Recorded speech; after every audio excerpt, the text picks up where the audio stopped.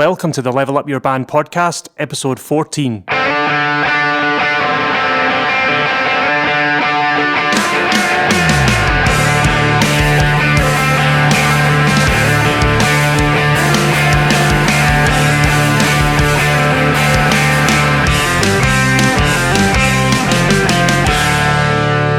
Hello, and welcome back to the Level Up Your Band podcast. My name is Gavin Patterson, and I have Julian Pombo here with me. Yo, it's good.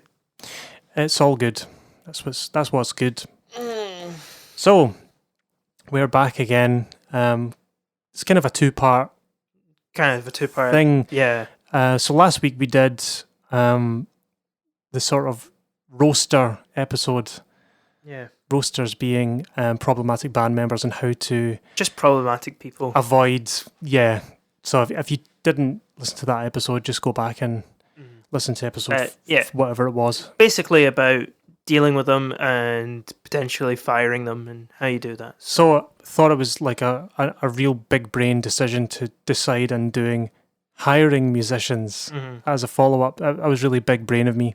Yeah. I wouldn't have thought about it. No one I would have done something like touring or something pointless. Touring under lockdown. Touring under lockdown with one less band member. Yeah. So yeah, that's going to be the subject of today's podcast, is hiring musicians. Once you've this can apply to actually starting a band as well, not just sacking guitarists or bassists and then finding another one, but it kind of you can do this right from the outset. But I would say it's more difficult because if you've been playing for 3 years and you're used to a certain person's style and they go, and it's a big part of the creative flavor of that band, trying to find someone to fill those shoes can be a little bit tricky sometimes. So there's a couple of things you want to think about. Well, this is what I think anyway. This is just my opinion. Before even starting the audition processes, you have to actually sit and think about some certain things that you want to look for. Yeah. Criteria. Yeah. So the reason you do this is because you could potentially run into the same problem that you had with the last band member again. It's just a last band member, but he's put a mustache on. You can't recognize him. I'm different now, guys. I promise. I'll turn up to rehearsal. So a couple of things here, things to consider when thinking about hiring someone new. So I think the first thing is easy to work with, easy to talk to, because spending a large amount of time with people in vans and cars and touring and going to rehearsals and just you want to make sure it's someone you actually want to hang out with. It's so frustrating. Like I guess you can imagine it doesn't even have to be in a working environment, or let's go back to like secondary school. Like there was always, every time you had to do like a group project or something, there was just somebody where if you were trying to get ideas or talking to them, it was like pulling teeth. Like that's not what you want. Right? No, totally not. It's something you really want to avoid. That's that, and you want to get along with them as well because you're going to spend a lot of time with them. Yeah, I mean, there's nothing worse than being stuck in a van for 5 hours with Dario Palazzo. I mean, there's no... I really hope he listens to this. No, I was stuck in a van with our guitarist, Dario, from Aberdeen all the way to Mull of Kintyre, which is a 5.5, 6 hour drive, which is a long way if you live in Scotland. It's like the entire length of the country. And it was fine. Yeah. If he was like a total bore, it would have been a really tough ride. It would have been the longest drive of your life, probably. Like you start off talking about band stuff and like instruments and gear, and then by the end of it, we were trying to learn how to do scream metal vocals. I mean, I felt sorry when we toured. I kind of felt sorry for Aileen because the entire time we were just sitting there, I was just it's because of my nature. I'm quite a curious person, and at the time, Gavin was working on doing up a tractor, so I just kept on asking him tractor related questions. And Gavin was more than happy to tell me about tractors, which was great. But Aileen had a terrible time. Yeah. She thought she was bored out of her skull. Well, she's missing out. She is missing out. She needs to learn more about tractors. So we'll do a tractor episode. That kind of that's you kind of want someone in your band that you would be willing to hang out with. Yeah. You know, that's chat tractors and chat about tractors and soil and so. Inside jokes are not funny. Rule number 5 or whatever. Yeah. So next thing to consider, which is I would put this in this order as well, the actual musicianship side, because I don't know what you think about this. I would rather play with someone who I got along with more than someone who is potentially a better musician but a terrible person to be with. Yeah, I agree with that. Yeah, I'm with you on that. For anybody, for the people listening, if you want to get hired, make sure that, I'm sure all of you are really lovely, sociable people listening to this, but show that part of yourself first, Be like, like the last thing, like when you leave, I think the first thing that they should think of is, oh, they were really nice. I really liked them. And, oh, they played really well as well. Rather than, oh, absolutely phenomenal musician, but bit of a Yep. Or, sorry, that'll get censored. Bit of a turd. Yeah. So that should be at your forefront, and that's when you'll know, like, if you found the right one, it's that you'll be thinking about that one person. You'll go, oh, they were really nice. You'll be thinking about their playing ability as well. Like the two of them should be, on par, really. Yeah. There's no point in hiring somebody who's just like, like the salt of the earth, like absolutely like sweetest person ever, and can barely play 3 chords, or there's a balance. Doesn't tune their G string on their bass or something, like. Yeah, don't use that string. What do I need to tune that for? Yeah, I'd only tune the A and D. I don't use the E. It's a thumb rest. It's a thumb rest. So, yeah, that obviously you want a decent musician in your band, and that I would say can go across to interests and music interests. So if you're in the sort of pop punk scene or jazz scene, you're going to want someone who's also in that scene, obviously. Yeah. Someone who can traverse that. So for like say yourself, you'd consider yourself a jazz musician, but you can play in other genres. I don't know. This is a very I've had a lot of time to sort of like sit and deconstruct this. My training was in jazz music, but I don't consider myself a jazz musician. Oh, if that okay. makes sense. I have training in that genre. I can play it, but I find that once you start attaching labels to yourself, that can be really problematic. Yeah, if you know what I mean, because yeah. But that's a different episode. But yeah, I guess for the sake of your analogy, let's say that I consider myself a jazz bassist. Yeah. So you got hired to play in a country band. Yeah. So you were able to move into a genre that you might not have played before. But what's cool about that is you're a good enough musician that you can play in a genre that you might not necessarily have played any music from that genre before. Yeah, which is really cool. I guess the saving grace in that is that jazz music kind of, if you open your mind, it does allow you to kind of play in a lot of different styles anyway. So that is the good thing about it. I think if I was primarily like a progressive, like technical metal bass player, and I got hired to play in a country gig, maybe I might struggle. I don't know. Maybe. 6-string bass, active bass. Yeah, six string active pointy bass. Yeah, I might have a hard time. Yeah. So the next part would be you want to. Now, the reason why you want them to be a decent person and can play the style of music that you are playing, it's so that when they come into the band, that the less friction there is, the better.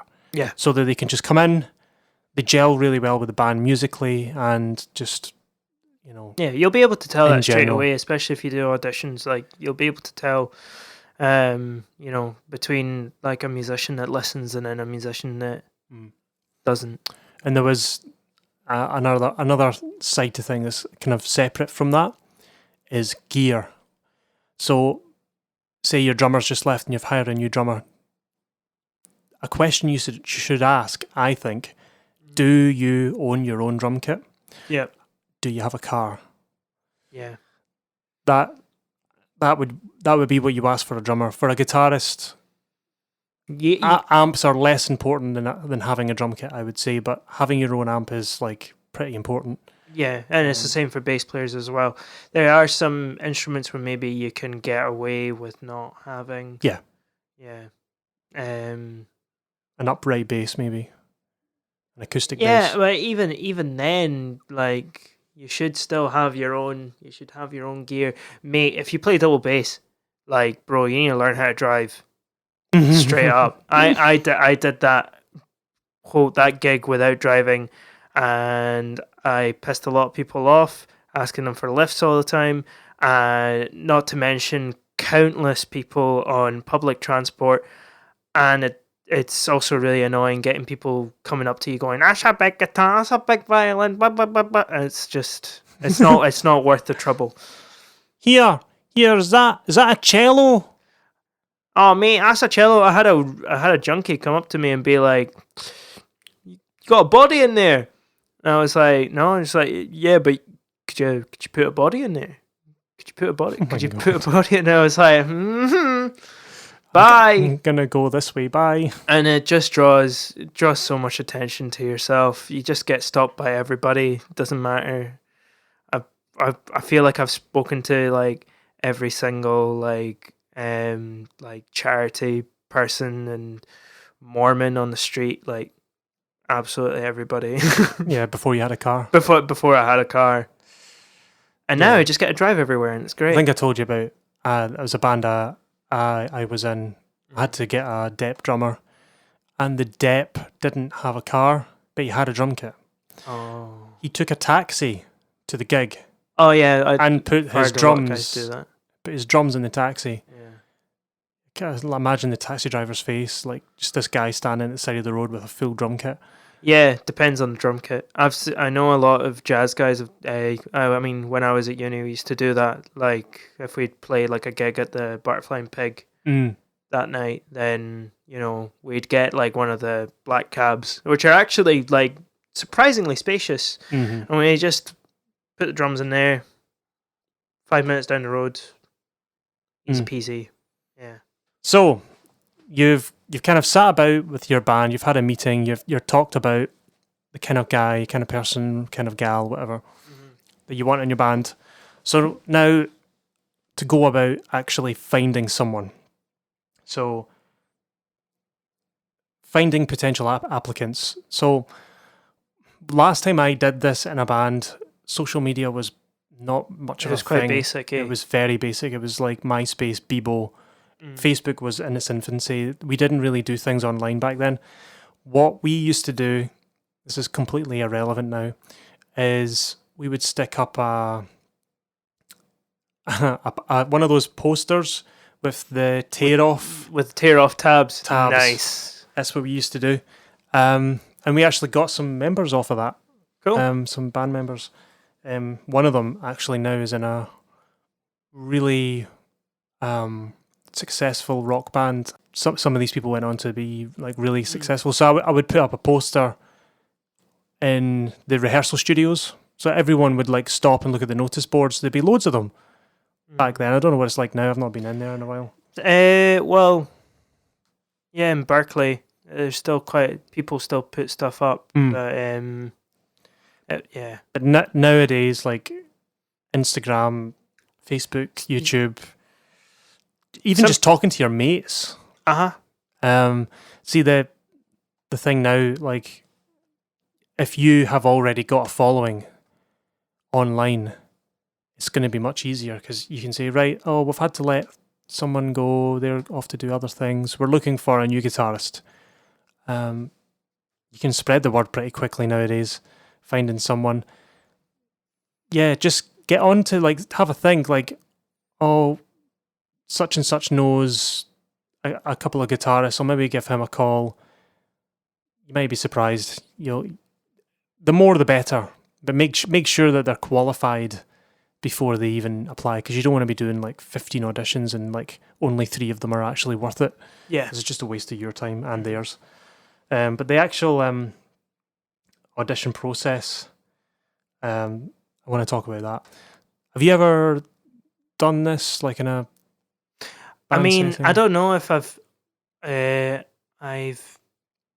sometimes I have found myself like I've stumbled into like auditions without realizing that they're maybe an audition. It'll be they've asked me to dep for something and I turn up and I'm like and I'll play, and sometimes I should say psychologically sometimes that is the best thing to do. It's just like just turn up as if it's just you're just playing for people, because see the whole like auditioning thing, like you start doing some stupid stuff, mistakes. But not even that. Like you just forget how to human being. You walk in. What's like, a bass?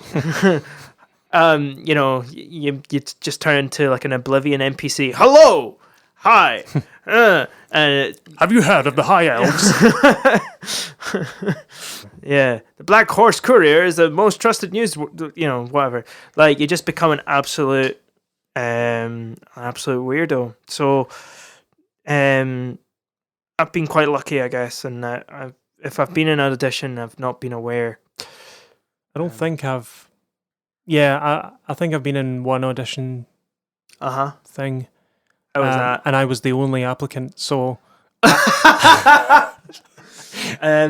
Actually, I got the job. Nice one. So it was playing keyboard for a band, and if you have ever tried to find a keyboard player, you'll know that they're rare. They're so rare. Good ones, anyway. I don't play keyboard anymore. Well, I do a bit, but not in any bands because I'm really not that great. I'm really good at winging it and kidding on. I'm good, but I'm not really. So are other keys players that I know, but yeah, I think I've auditioned people. I've been in a band that has auditioned, held auditions. Some of them have went really badly. Some of them went really well. But yeah. I suppose the other thing, maybe it's not like an official audition, but if you ever dep with a band, whether it's a wedding band or like just an originals band or whatever,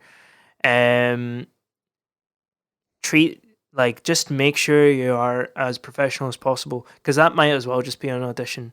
Like for example, one of the wedding band that I'm in, before then it was another wedding band, and I had depped with the guys before. That's how I got the job, basically, is that I had played with them before, and then they were like, oh, we need a bass player.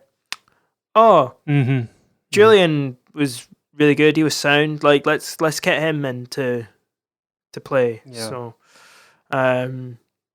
yeah, it's different for a wedding band. I mean, most of the time, if you get a dep in, so it's mostly like you expect them to have a certain level of quality before they come in, and then if your main singer or guitarist or whatever is, other commitments, then that other person is top of mind. Yeah. It is kind of like an audition process, but not really. Yeah. But I mean, even with with the country band, right? Yeah.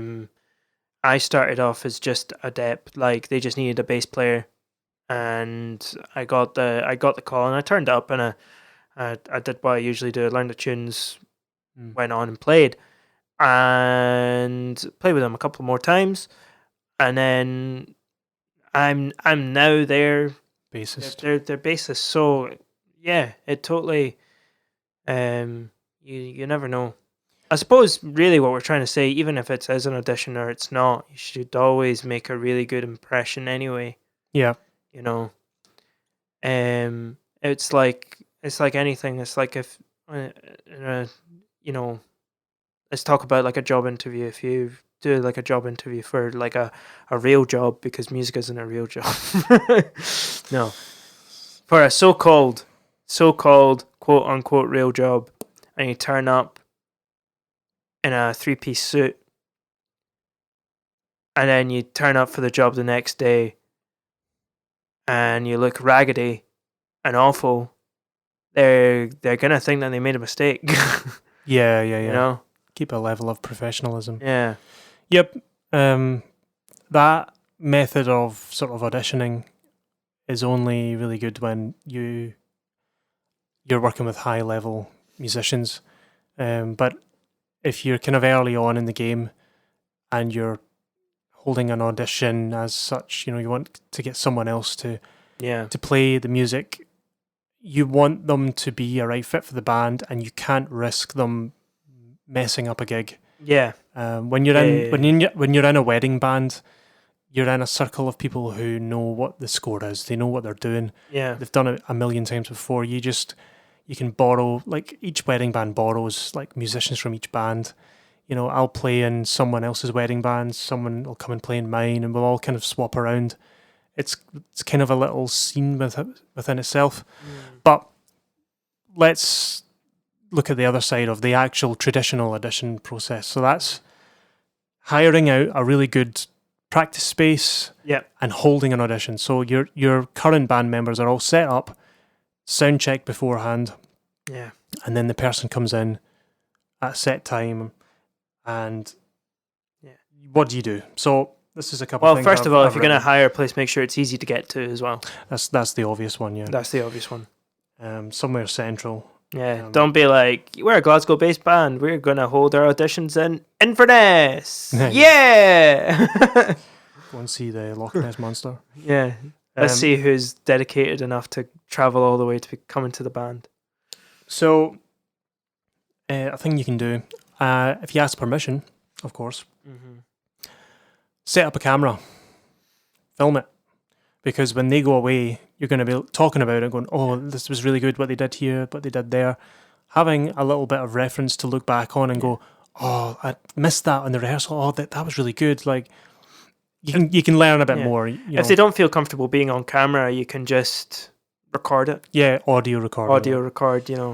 Yep. Just say who it is, and then makes things easier making a final decision, especially if you're auditioning 5 people in one day and you can't remember what the second one was like. Yeah. Then you've got the video there to just remind yourself, because you can't exactly take notes while you're playing, unless you have a manager who's kind of weighing it all up and just taking a sort of a view of it from an outsider's perspective. So like, what do you do in the actual audition process? Now, I would say it's kind of up to, depends on what kind of stuff you're playing, but I would say get them to learn at least 3 songs. Yeah. It's varying songs. Something that's, maybe you do a sort of slow song, maybe a heavier song. You try and vary it up. Yeah. Or if all your songs sound the same, then whatever. So before they come in, make sure that you have chord charts or written music, tab, lyrics, and it's all all the resources like previous recordings, band recordings, live recordings, videos. Send them everything you've got to give them as much of a helping hand as possible so that they can be as prepared as they can. And if they come in and they're underprepared, it's not your fault, it's their fault. You know, if you haven't given them enough material, or maybe you're so like disorganized and you don't give them the chord charts until 3 days before the audition, that's not good. It's not sending out good signals. So make sure they have it plenty. I know it sounds obvious, but it's like, it's happened so often.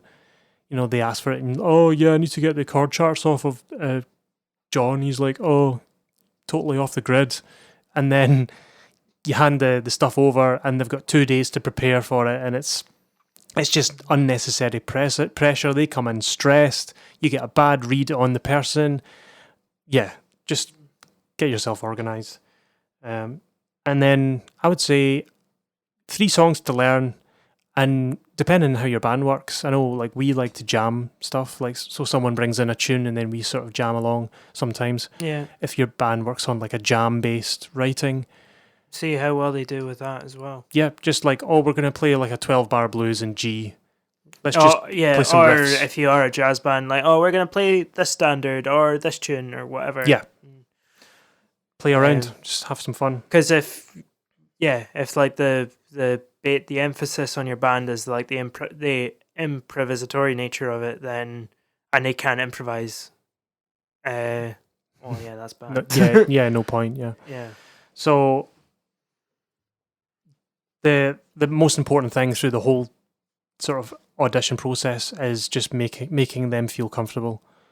If everyone's like dead silent, just staring, it's a bit intimidating.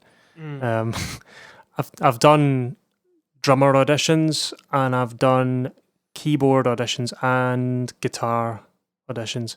Me being in a band auditioning someone else. Yeah. And some of them, I can think the drummer audition was probably one of the worst, because it was like the 3 of us on one side of the room and him on the kit on the other, and we were, just as the room was set up, facing the drums, so it looked like we were kind of just watching him the whole time. Yeah. It was just a bit intimidating. It was kind of how the room was set up. We set up wrong, basically. Yeah. In hindsight. Also, as well as playing stuff, like take a second to get to know them, talk to them. Yeah, we sort of just chat. Just be like, just stuff like, what kind of music are you into? Yeah, what kind of music are you into? How long have you been playing? Cool. Like, what's your history? Human things. Like, human things. Or even just like, what are your interests? Whatever. Seems obvious, but like, sometimes people really do forget. Hey, how's your sex life? I just thought I'd slip in a Room reference. Well done for anyone who knows what that is. Okay, so there's not much else to say other than for the audition process. Make them feel comfortable. Make sure that you're well prepared. They are well prepared, and make sure, as a sound engineer speaking, make sure you're sound checked. Make sure that everything sounds good. Give them the best helping hand you can give them. If they come in, they can't hear themselves, it's just immediately going to mess up the audition. Yeah. Even take a chance to be like, maybe after the first tune, be like, oh yeah, how's everything sounding? Is everything okay? I have to go, yeah, that's fine then. Great, that's fine. And if they're like, oh no, I can't really hear myself, take a bit of time to do that. Mm-hmm. I did a drummer audition once, and he played the first song really, really, really badly. Mm-hmm. And I was like, oh, maybe he's not hearing. And I was just like, the end of the song, I was like, could you hear everything okay? Was there anything you need to turn up? Or, oh no, that was absolutely perfect. No, it sounds great, man. I'm like, oh no, he's just bad. I was like, oh, that's a shame. So I'm like, the next 15, 20 minutes or whatever of the rehearsal's going to be pretty much wasted time, because that was dreadful. But, once you've auditioned your people, there's 5 people you've auditioned on, whatever, over a course of a few rehearsals, whatever.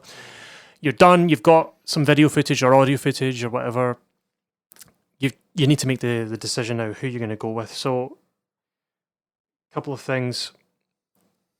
Like I said before, no amount of musical talent makes up for like just a dull human being. Or not necessarily dull, like unpleasant. Just an unpleasant, negative person. Go with your instinct. The one that was the most fun to play with and hang around with. I would say kind of, because you're trying to make music. It's not like picking someone to do, I don't know, some admin work or something. You don't really care. You just want them to do their job well. And does their sound, so if they're a guitarist, does their like the sound of their guitar playing, their guitar rig, does it really fit? Yeah, does it complement? Because I've auditioned guitarists in the past. They were really, really good guitarists, but they were using, like I was playing in a funk band, and they brought an Ibanez with a Black Star amp with high gain, and they had sort of a almost metal tone. Yeah. But they were playing like jangly chords with like really heavy distortion and stuff, and it sounded wrong. and we tried to explain, like, can you just dial down the distortion a little bit? And if you're in a metal band and somebody turns up with a cute looking telly, Strat or not even a Strat, you can like some people have gotten away with playing metal on a Strat. Yeah, but like humbuckers or something. Metal on a Telecaster, like, come on, man. Yeah. Or not even a Telecaster, like a really nice, like lovely, like hollow body, like Gibson 335. Yeah, 100. Yeah, that's the one. That's the one. The one with the jazz guitar. Yeah, to play metal. Sick. So it's like picking a new family member. Yeah. Almost, and you'll tell as time goes on if it was the right decision or not, and you can always change your mind. It's a little bit difficult when you've made a decision and then kidding on, oops. But you've got to do what's the best for the band, but be nice about it. Yeah. If you want to know how to be nice about it, listen to the previous podcast if you haven't already. Yeah, it's like a circular loop thing. So once they're recruited, they're in the band, everything's all that. This is the new band member. This can happen. I've seen this happen. The time goes on, and you're doing your stuff. You're recording. You're playing gigs and stuff, and it kind of they haven't really integrated. So what I mean by that is they feel a little bit excluded.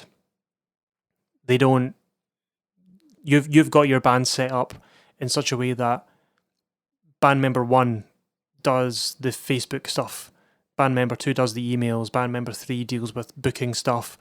Band member 4 does this. And then the new band member 5 is not doing anything and isn't really included in running the band. Share the load, yes, as Sam would say. Make them feel included. Give them a role. Give them, do you want to do some Instagram stuff? We'll give you the login for the Instagram. Yeah. You can make some posts or whatever. I see you've got your own guitar page. You're really good. You could help out with the Instagram, or we've got a website. I see you've designed your own website for your guitar solo stuff. Yeah. Do you want to help design our website? Blah, blah, whatever. Give them a role and make them feel included. Don't make them feel like a session musician. Yeah. No one likes that. Just someone. Unless it's very heavily implied that they are a session musician. Exactly. Yeah. That's fine. That's fine too. If it's like solo artist with band. Yeah. You're just playing what I want, what my dream is, the sound in my head. It doesn't matter what you give to it. You're just a gun for hire. If that's your thing, then that's fine. But if you're a sort of 5-piece band, collaborative project, you want someone who's wants to feel included and stuff. That's pretty much everything I had to say. Have you got anything else to say on that? No, I think I've said my piece. Okay. Yeah. So I think that pretty much sums up everything. Again, if you find what we're saying useful, please let us know and give us some of those nice 5 stars wherever you can. Just throw some Share 5 it stars. about. Share it with your pals. If you know somebody who is totally incompetent at the whole music game thing, be like, yo, passive aggressive. You should listen to this. You should listen crap. to this, idiot. No, joke. Don't be like that. You know. That'd be so cool. Share it around. You know, I should totally do that. Like, just if someone's really annoying me, just like send them a link to. You should listen to this. You're terrible. I've always thought about doing that as a joke. When people ask me some really like easy question that you could find an answer, and I just send them a link to www.google.com.